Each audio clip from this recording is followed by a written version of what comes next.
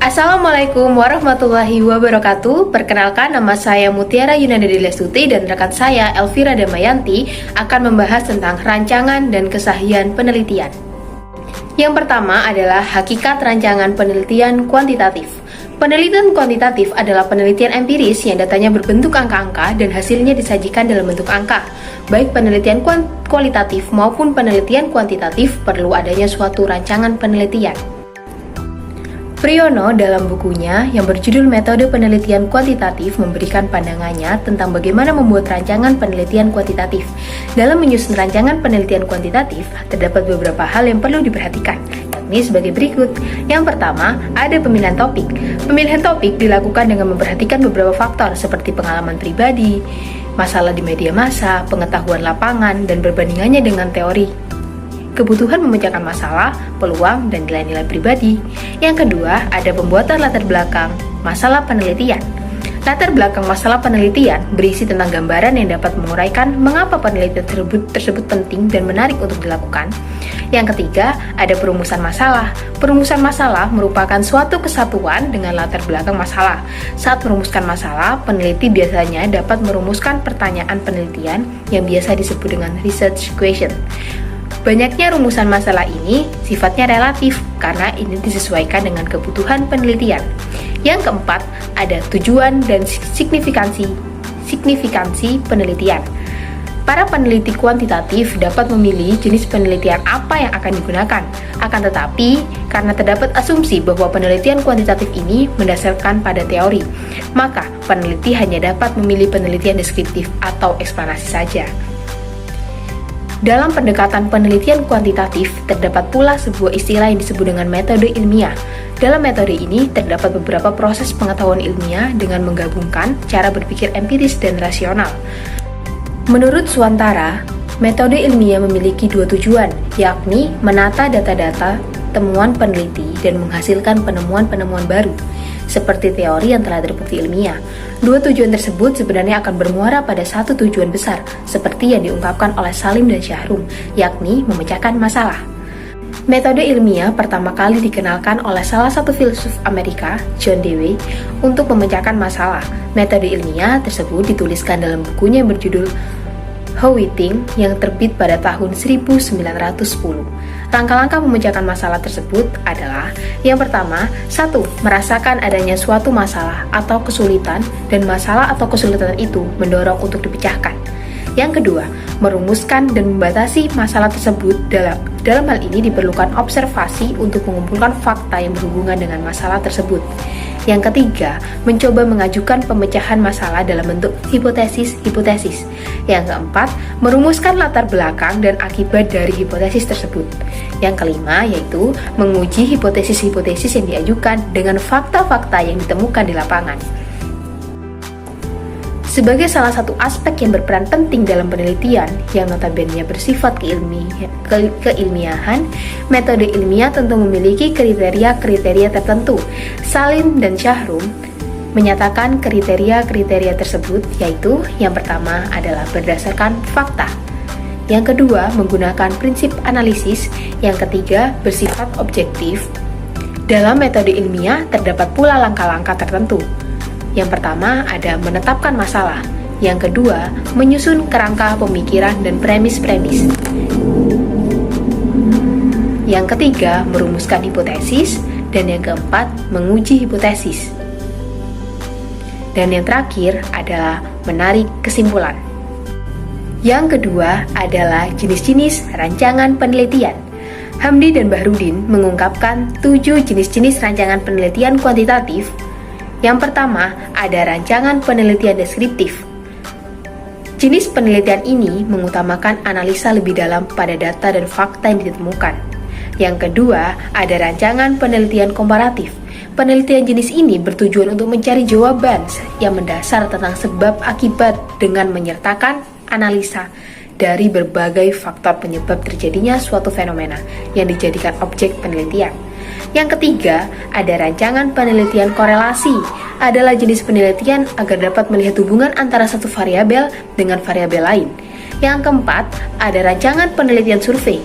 Penelitian survei dilakukan dengan cara mengambil sampel dari satu populasi, kemudian menggunakan kuesioner untuk mengumpulkan data. Yang kelima, ada rancangan penelitian ex post facto. Penelitian jenis ini dilakukan untuk menganalisis apa saja menjadi faktor penyebab terjadinya suatu fenomena. Yang keenam, ada rancangan penelitian eksperimen. Penelitian eksperimen adalah salah satu jenis penelitian untuk mengambil dan mengetahui pengaruh variabel tertentu terhadap variabel lain. Yang ketujuh, ada rancangan penelitian tindakan. Merupakan jenis penelitian yang dilakukan dengan tindakan nyata dalam situasi yang sebenarnya. Selanjutnya, pembahasan yang ketiga mengenai pengertian kesahihan penelitian yang akan dijelaskan oleh rekan saya, Elvira Damayanti. Silakan. Yang ketiga adalah kesahihan penelitian. Kesahihan berasal dari kata baku sohih yang berarti benar. Dalam sebuah penelitian, kesahihan merupakan salah satu kriteria penting yang harus ada. Kesahihan menjadi pertanda bahwa suatu penelitian telah dilakukan dengan memperhatikan aspek keilmiahan, sehingga hasilnya dapat dipertanggungjawabkan secara ilmu pengetahuan. Penelitian dikatakan memenuhi kriteria kesahihan apabila data-data yang termuat di dalamnya valid, yakni sesuai dengan masalah yang diteliti. Tidak hanya itu, kriteria lainnya adalah reliable, yakni data-data yang termuat diperoleh dari sumber yang meyakinkan dan dikumpulkan dengan menerapkan teknik yang berbeda-beda. Untuk mengetahui kesahihan suatu penelitian, tentu tidak hanya dilihat secara sekilas saja. Akan tetapi, perlu dilakukan uji kesahihan penelitian. Uji kesahihan penelitian dapat dilakukan salah satunya dengan melihat apakah suatu penelitian telah memenuhi kriteria kesahihan atau tidak.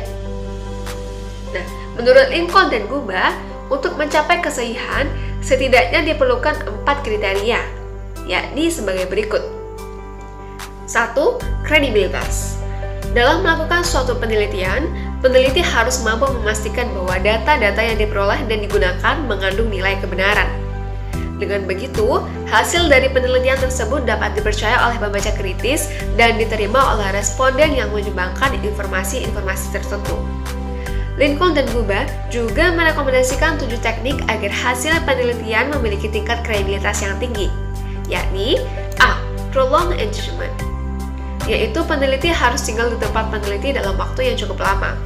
Hal ini dilakukan dengan tujuan untuk menumbuhkan rasa kepercayaan diri pada subjek penelitian, mengetahui secara mandiri kompleksitas situasi, dan menghindarkan distorsi akibat hadirnya peneliti di lapangan.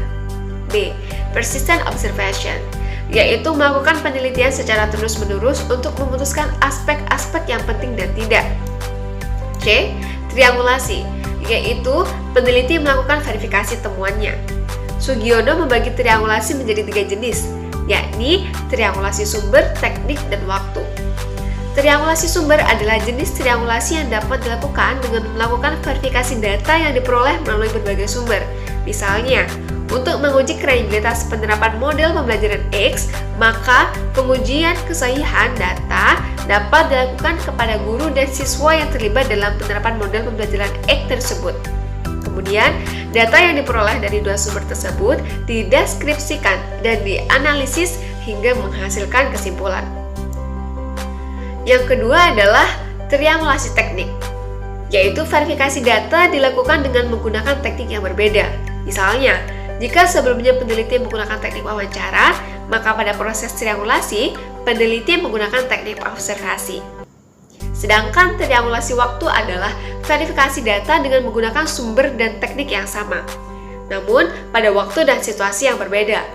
Misalnya, ketika seorang peneliti melakukan penelitian tentang efektivitas penerapan model pembelajaran X, peneliti tentu melakukan observasi. Kemudian, observasi tersebut diulang lagi pada kesempatan lain hingga peneliti menemukan kepastian data. D.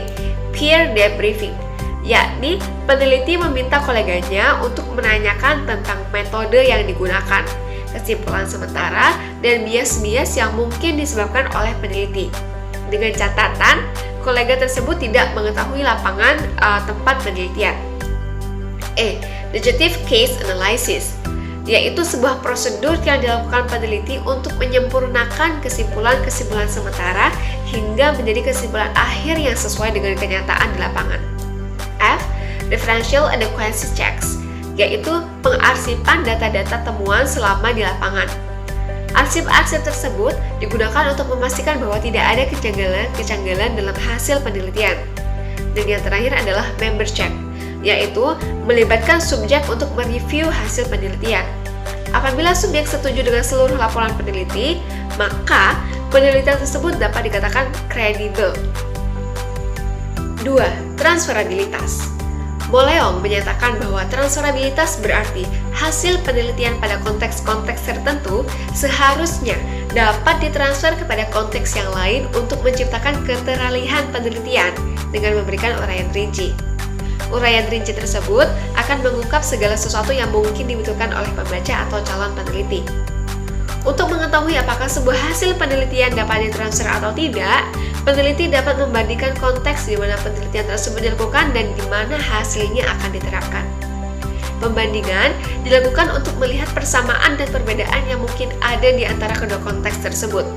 Semakin banyak persamaan yang ada, maka semakin besar pula kemungkinan hasil penelitian tersebut dapat ditransfer.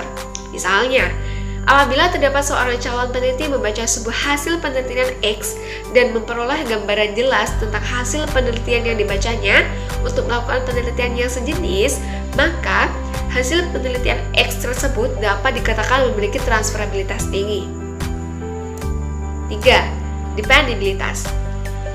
Dependibilitas merupakan sebuah kriteria yang mengukur apakah suatu penelitian kualitatif bermutu atau tidak. Cara yang dapat dilakukan adalah dengan menggunakan audit dependibilitas.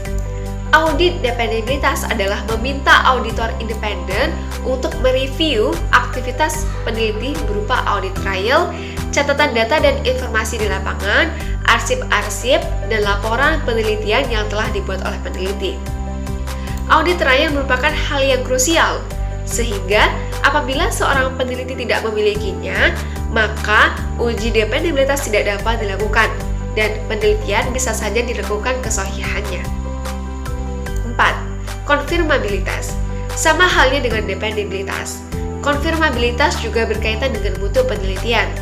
Bedanya, jika dependibilitas menilai proses yang ditempuh peneliti, konfirmabilitas lebih menekankan pada pertanyaan apakah data-data dan interpretasi lainnya sesuai dengan yang tertulis di audit trial. Konfirmabilitas juga bisa disebut sebagai tahap pemeriksaan.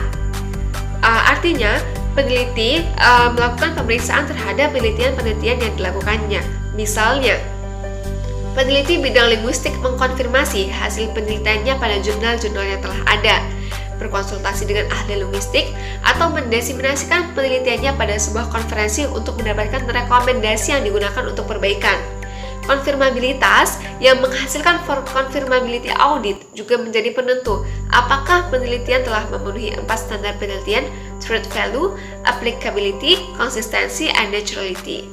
Jika keempat standar tersebut telah terpenuhi, maka penelitian sudah bermutu, memiliki kesahihan, dan dapat diterima. Sekian yang dapat kami sampaikan, kurang lebihnya mohon maaf. Wabillahi taufiq wal hidayah. Wassalamualaikum warahmatullahi wabarakatuh.